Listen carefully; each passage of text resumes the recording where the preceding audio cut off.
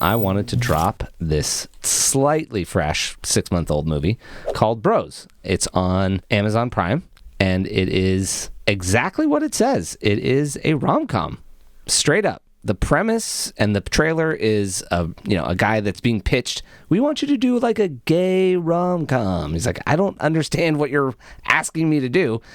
And then proceeds to just have a whole movie that's exactly that. It was great. I enjoyed Billy Eichner, who was one of the writers.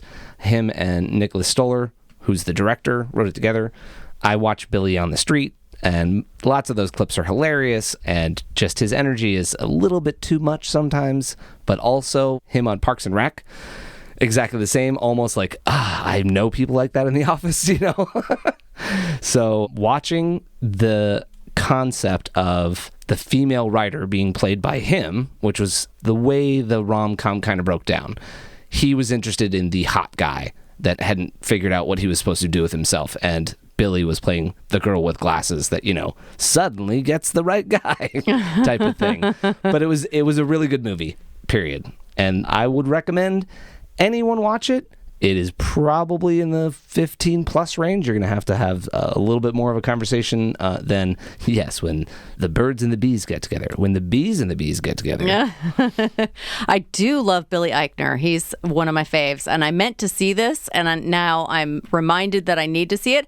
I like the pairing of this other actor, Luke Macfarlane. Oh, yeah. He's great. He's really handsome. He's done a bunch of interesting stuff, including some literal Hallmark movies. And to see him, because he's a gay man, and now he's straight out of a rom-com. Yeah, it's great. I love guess my it. only sadness is because Billy has, so gone up in, his rankings that the Billy on the Street, which was one of my favorite shows, where Billy Eichner runs around the street with a microphone and comes up on people and asks them questions for $1.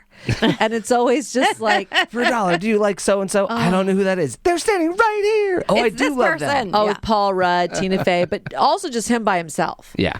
And yelling at people and their reaction. I mean, I'd already watched a bunch of his episodes because I don't know where you can watch them currently, Billy on the Street.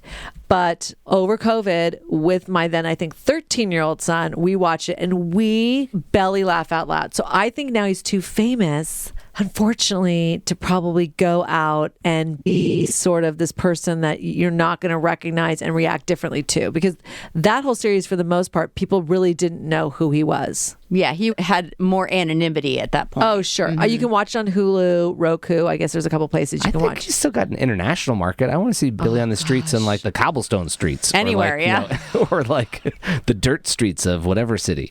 Put him down under in Australia. They don't know anything about Billy Eichner, and then have him go to town with some Australian actors. It'd be great. And he just had this one woman that he just naturally bumped, went in and asked her questions on the street. And Elaine, and she was so quintessential New York, so irritated with him, but would answer the questions, because normally people walk away. And she would not leave. And she became a total regular. And it was for $1. So it is just pure entertainment. There's no filter and it's all improvised. And, he has such inane questions and it's fabulous. Well, and also, if you haven't watched Difficult People, that series, which is available on Hulu. Oh, yes. So funny. So, yeah, I am a big fan of Billy's as well. Well, I'm going to have to definitely catch Bros because I meant to watch it, and this is a good reminder. All right. Thanks, Ed.